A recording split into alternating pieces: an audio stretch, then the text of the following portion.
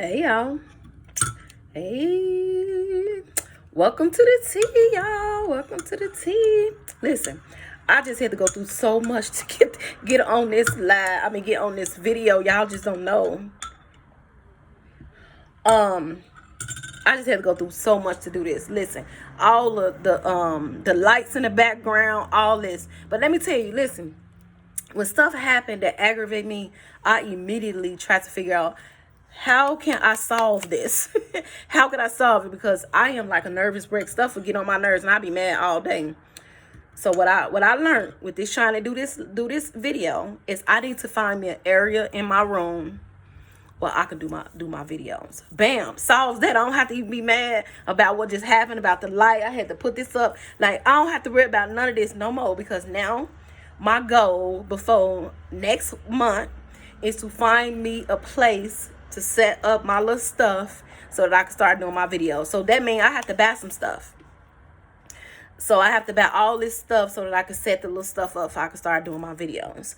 So we're done with that. So listen, y'all, I have some stuff to talk to y'all about today.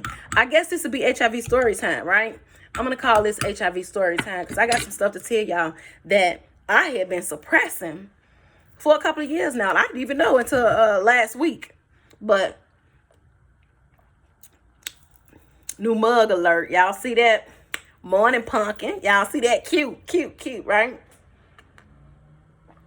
But listen, let me tell y'all. Y'all know I love mugs. I got a billion of them. I went in the store the other day to get something and I saw that mug. I had to have it. My daughter be like, Mom, why do you keep buying all these mugs? I don't know. I have a mug problem. I just like them. I like mugs, right? But anyway, listen. I don't know if y'all know, but my story was in the Chicago Tribune, right? Maybe about a month ago, a couple of weeks ago. So somebody from, the clinic that I go to is called Howard Brown. Somebody from Howard Brown reached out to me on Facebook and asked, would I be interested in giving my experience with Howard Brown? So I said, of course, sure. So he scheduled a date to interview me over the phone. And then I had to go in the office to go and take pictures, right? I went to take the pictures the other day. So when I went to take the pictures, he let me see the interview that he put together. And to my surprise, I said things that I had been suppressing for a very long time. And I was like, oh my God, really? I'm like, reading like, what? Like, oh my God. Listen. I once said, I don't know how long y'all been following me. I don't know. But listen, I'm going to tell y'all what I said. Even if y'all have not been following me for however long I've been doing this. Maybe I had this channel for 4 years. But I've been probably, 3 years really trying to get it going. I said, I've always been undetectable. From jump.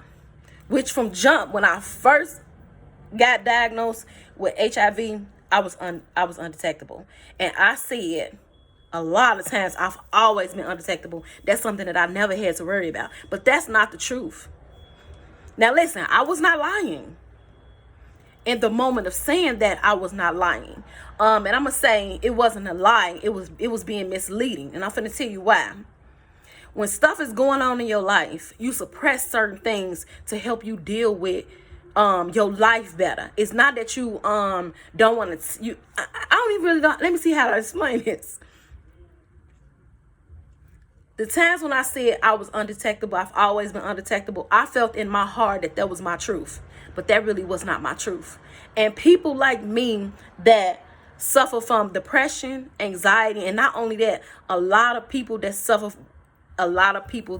is going through domestic violence, they do this. We live in a reality that's not the truth. Do that mean that we're lying? And actually, it does mean we're lying. Let me stop. It's a lie. For whatever reason, right or wrong, it is a lie. So a lot of women that's being abused suppress a lot. And they tell things that's untrue to help them cope with what's going on in their life. Been there, done that. And when they get out of it, they still hold on to some of those lies that they've told themselves. So, anywho, as I was reading it, I had said, as I was reading it, I told him I had left a domestic violence situation and I wasn't undetectable. And when I came to Howard Brown and got on meds, I became back undetectable. That rubbed me wrong because it made me remember a part of me that I didn't like. It reminded me of a part of my life where I was hurting really bad, and the time of my life where I was hurting because of the truth of what I was going through. The truth of accepting the things that I had accepted in my life, accepting what was really going on and seeing my life for what it was and not for what I wanted it to be. There was a part of my life that I did not want to remember at all. I rarely even talk about it. I'm learning so much right now that I don't talk about a lot. And it's so weird because people be like, oh, you inspired me. And oh, whatever. And I as I'm learning, like, listen, it's a lot more. It's a whole lot more going on than really what. Listen, this is what I believe. When you start healing, you start unfolding so many different things. And it's going to be some hurtful things that you realize about yourself that you may not even really want to face. And that's what I'm going through right now. I say a lot of times that I am an HIV and abuse advocate, right? But I only talk to people about abuse that come to me that's being abused. But I don't just openly talk about abuse. I don't. I need to because I've been through that. I went through that. So listen, I'm going to tell y'all what happened. So I was going through, I was in an abusive relationship, right? And when I realized, let me say, I didn't even know I was going through abuse. I just thought this was just, he was cheating. I had got to the point where I stopped cheating because I was trying to like, this need to stop. But it was a toxic relationship. And I started realizing that it wasn't right. I had a friend and me and her used to talk on the phone, and the stuff that she would say to me was like, I was like, what?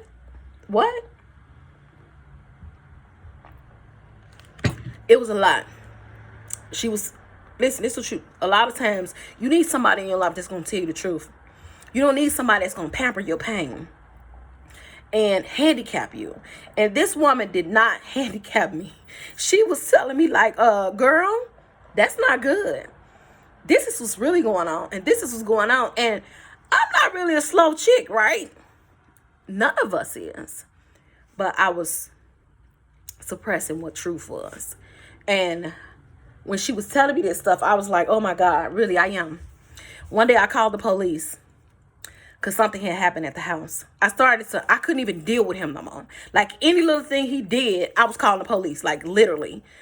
See, this is so misunderstood. Physical abuse is all people talk about, but people do not talk about the verbal abuse and the psychological abuse that a lot of people go through. It is so silent in these homes and these relationships that you would not even think you being abused. You just think, oh, he talks to me bad. Oh, he just don't pay the bills sometimes. Oh, I have to pick up with more of the bills. Oh, he make me feel bad about myself. He just be talking about me. He's just so silly. We don't even be realizing we be being abused. We be programmed for this type of stuff. It can happen to the best of us. A lot of people like, that could never happen to me. Lies. Lies. God will allow anything to happen to you to make you see who he is. Don't ever forget that. I don't never say what I don't know. I don't know what might happen. As long as I keep God at the center of my life, I know what will happen. But when I am not in God's covenant and I'm not in line with God, anything can happen, right? It's a difference. But I called the police one day and they transferred because he did not touch me. He did not touch me. They was not going to come over because he did not touch me. And I'm telling you, the system is all messed up. That man could have killed me. I called. They transferred me over to the domestic violence hotline, and me and the lady talked. And when I got through talking to her, I realized that I was being physically abused, mentally abused, verbally abused, psychologically abused, financially abused. I was being abused in every area that it was. And I couldn't believe leaving. I'm like, what the hell? I'm like, what? I just thought we just had a bad relationship. No, baby, it's horrible. Somebody gonna die. I started to feel like somebody's gonna die. He gonna kill me, or either I'm gonna kill him. Period. That's what's bound to happen. If he continue to do all this stuff, and I am continuing to let him do it, something bad gonna happen. And I don't want nothing bad to happen. And I started to feel like he didn't love me. But most of all, I did not love myself, because I allowed so much, because I felt like I was unworthy of crazy, right? And I planned to get away. See, I had started researching and learning, and with domestic violence, a lot of women don't make it out. And I planned my escape. I was not thinking about HIV, y'all. I wasn't thinking about HIV. I wasn't thinking about nothing but living. I don't want to kill him, because I loved him in some type of way. It probably was not the way that I probably should have, because I didn't love me. If you don't love you, you can't love somebody else effectively. I did love him, but I didn't love him effectively with the love of God, because I did not love myself. You cannot love somebody the right way if you don't love yourself. It's no way that you can love somebody the right way if you don't love yourself, right? Not saying you don't love them, but it's not like the love that God talk about in the Bible, baby. Ain't nothing like that. It's the toxic stuff. So he actually left first. I told him I was not renewing the lease, and he poof was gone. He left because I stopped having sex with him. I stopped talking to him. I stopped because you're not finna be hollering at me.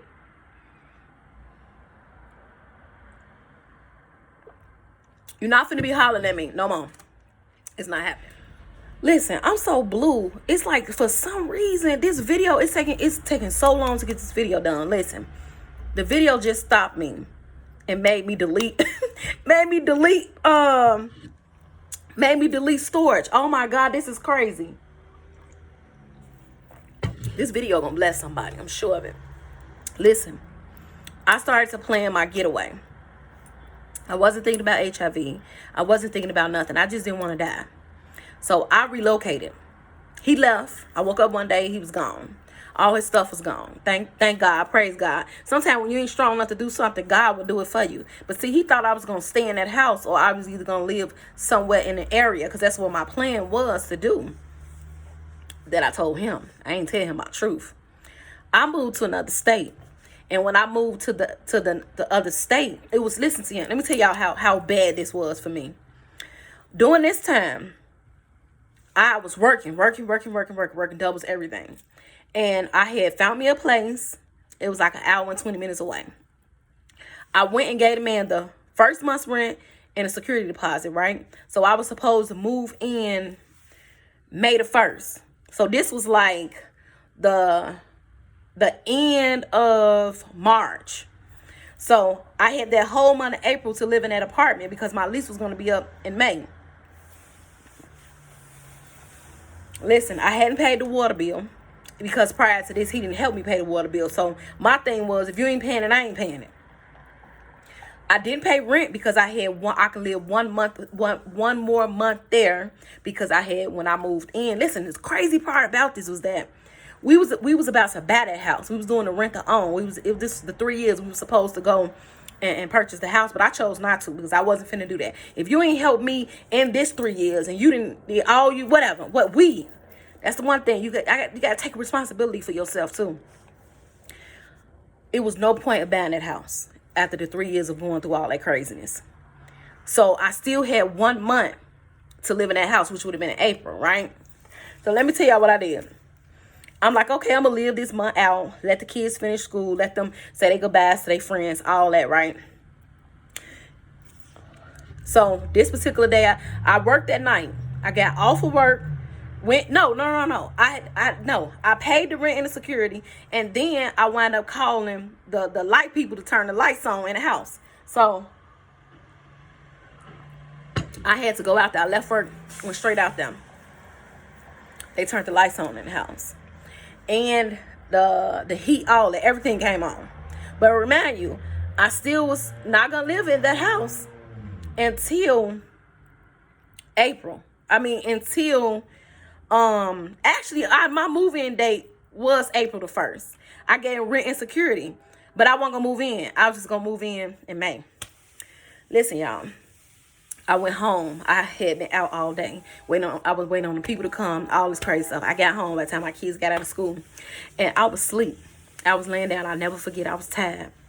And my son, my baby son, he's 8 now, so he probably was 5 then. No, because he's finna be 9. So he has to be about 4. He came and was like, "Mom, the water off." I'm like, oh my God. The other kids, "Mom, the water off, the water off, the water off."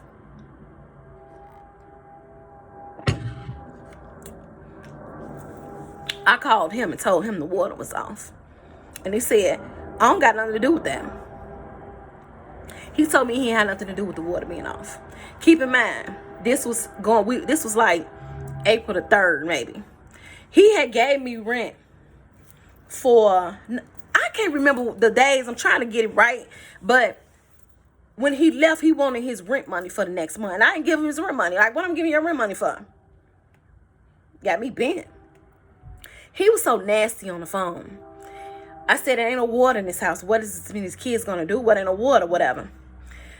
Just nasty spirited. Nasty spirited. I told my kids, I said, "Okay, we gonna go." And I'm like, "Get as much stuff as y'all can get. We gonna go." My kids didn't even know that I had put rent and security down on another house. A house was actually bigger than the house we was in. They didn't know. I put that. I just was so mad. We had a dog. Just this stuff is just so crazy. I don't even talk about this type of stuff. But he had took the furniture from us maybe a week before this. He took. It's coming back to me as I'm saying all this. He took the furniture maybe even a week before after he left, he took the furniture. The fish tank, everything, took everything. It was nothing in the house other than my kids' beds, because he took the whole living room's gone. Everything was gone. And I told my kids, I said, "Listen, I had a Dodge. What did I have? I had a Dodge Journey, three rows. I told them, I said, y'all get y'all TVs and get as much clothes as y'all can get. We out of here." I did not have no stove or refrigerator in the other house. But in this house, I had a stove and refrigerator. I told the kids, take everything y'all get. The kids crying. They don't want to leave. My son at the time, he had called his girlfriend. He had a girlfriend then. And she was crying. My kids crying. The damn dog looked like he...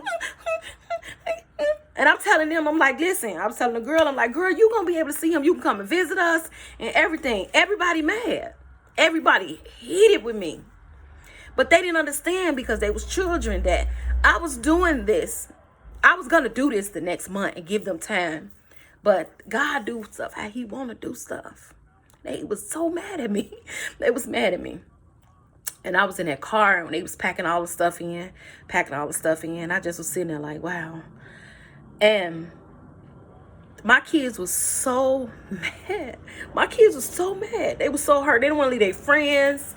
They didn't want to leave. We had been there 3 years. It just was a lot. They did not want to leave. We was going to church. Our life was set and things were fine. I was working out there, had a good job, everything. And I was finna have to walk away from all of that for my sanity. And I chose to do that. I ain't crying.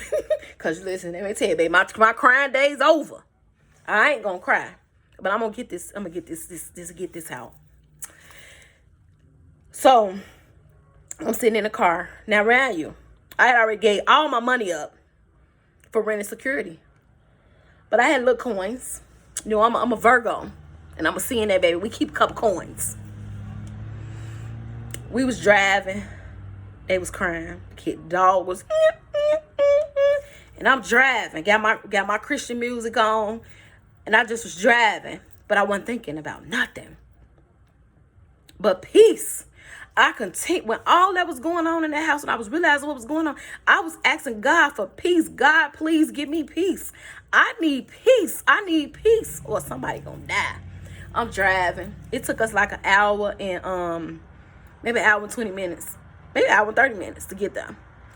And when we got there, they didn't know where we was going. When we got there, I parked in the back of the house, and they was like, "Where we at?" I'm like, "This our house." I had rented a house. And my kids was like, "What? This our house." Remind you, they was sad when we was leaving. We was leaving where we was at. They was sad. And they was sad. I pulled up to the back of the house. It was a 3-bedroom, 2 rooms upstairs, 1 room downstairs, a living room, and like a little area. Washroom, basement. So they run in the house. So they run to it. I open the door. They, "Oh, Mom, you got us a house. You got us a house." And I still ain't done on me. Still. I let them run up and down. And they was like, "Which room mine? Which room's mine? This mine, this mine, this mine." Woo, woo, woo, woo. The girls picked upstairs. I picked the room on the first level. My son, my oldest son, he had got the basement. And how the house was set up, my little son, he was only 4. So I had put this like a little barrier thing up, like some type of what I'm trying to say. I had wound up putting like some curtains up, and it was some stuff back there. So I put I had wound up, once we got settled, I had put the curtains up with the colors of the furniture was brown, and I had some pillows that was burgundy. So I put brown and burgundy curtains up there. So when you opened it, he had a little bed back there and a little TV, and he could play the game and stuff. But he never was back there. He was always upstairs with him or downstairs. But anyway, so we got comfortable that night.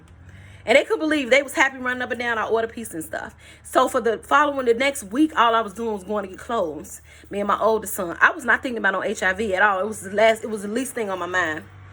And I kept getting everything. And then maybe about 2 weeks, they didn't go to school for about 2 weeks. I had got me a truck.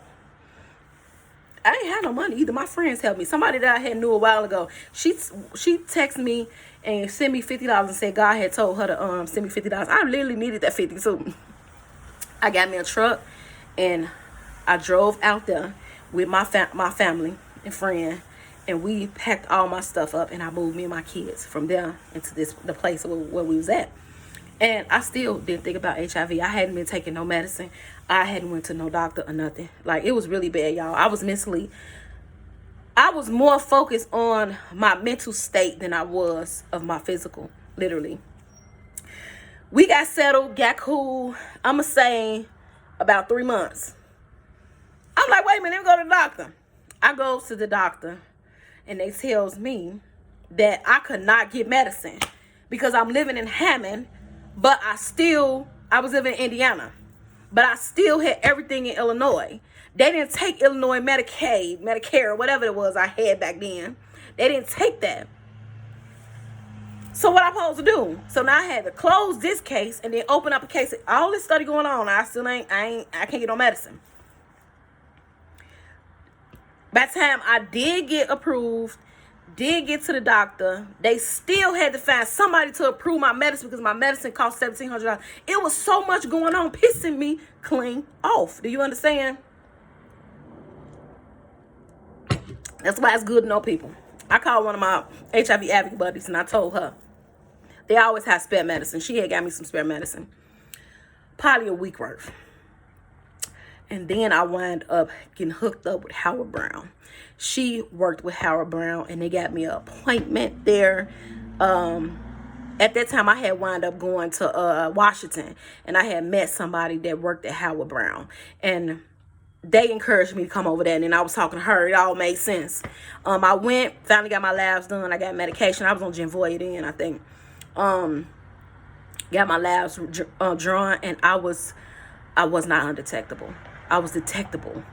They called me back in. They told me what was going on, and they told me how important it was to take my medicine, all that. I started back taking my medicine, and I went back in 2 weeks because he made my appointment in 2 weeks. I'll never forget it.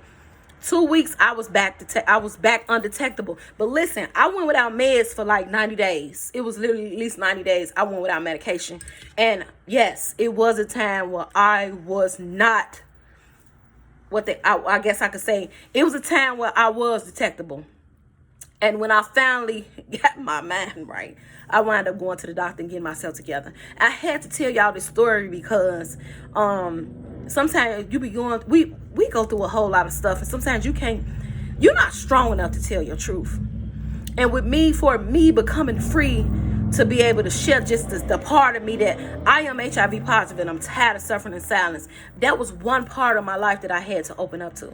But right now, I've opened up another area of my life that I'm going to start talking about moving forward. But I really wanted to tell y'all my truth before this article come out. And it's like, dang, you ain't never said that. I didn't say that because I really did not realize that this was going on in my life, because I suppressed this with a part of me that I let somebody abuse me. I allowed that. That's a lot to accept as a person, that I allow somebody to abuse me for whatever reason. But getting out of it, I would have, listen, if I had to do all that again, if I had to do it all again and risk my life and have HIV complications, I would do it again. And I'm going to tell you why.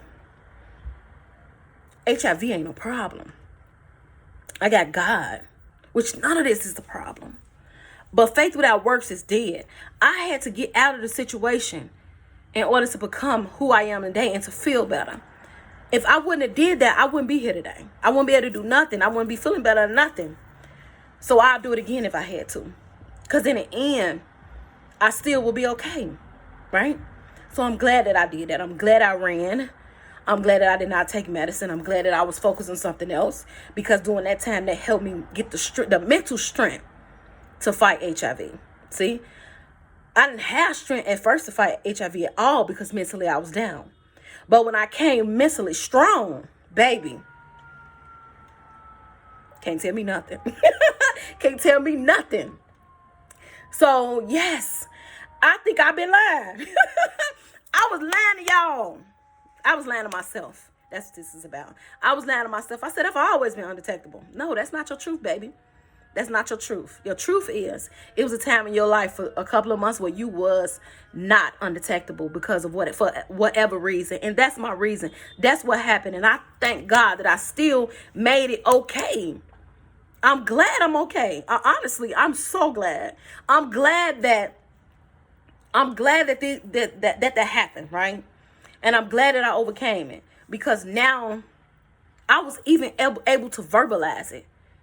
If I wasn't as strong as I am today, when that man interviewed me, I wouldn't even been able to share certain stuff because I still would have been holding it in fear.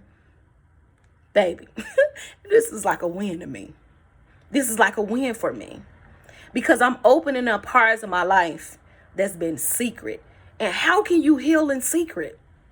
It's not good. It's not good. It's not good. So I think I'm doing good, y'all. I think I'm doing good. So moving forward, I am going to talk more about abuse, y'all. I'm going to talk about how I overcame being abused and becoming an abuser too. Because usually that's what happens. You get abused.